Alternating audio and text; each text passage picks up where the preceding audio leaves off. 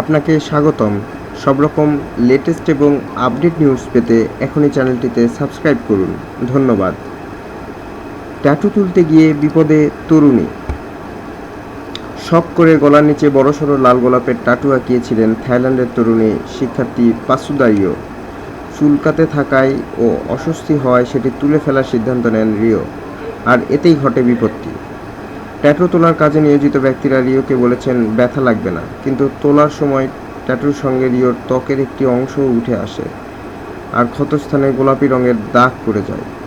Rio রিজুভি পদ্ধতিতে tattoo তোলার সিদ্ধান্ত নিয়েছিলেন।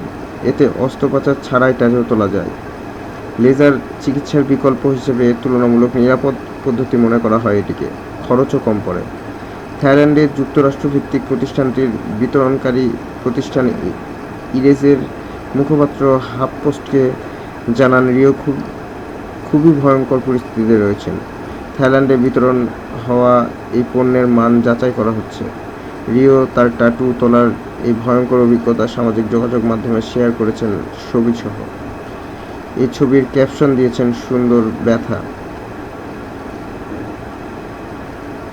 এই পদ্ধতিতে ট্যাটু না তোলার পরামর্শ দিয়েছেন তিনি। ধন্যবাদ ভিডিওটি দেখার জন্য। আরও আপডেট পেতে চ্যানেলটিতে সাবস্ক্রাইব করুন। ধন্যবাদ।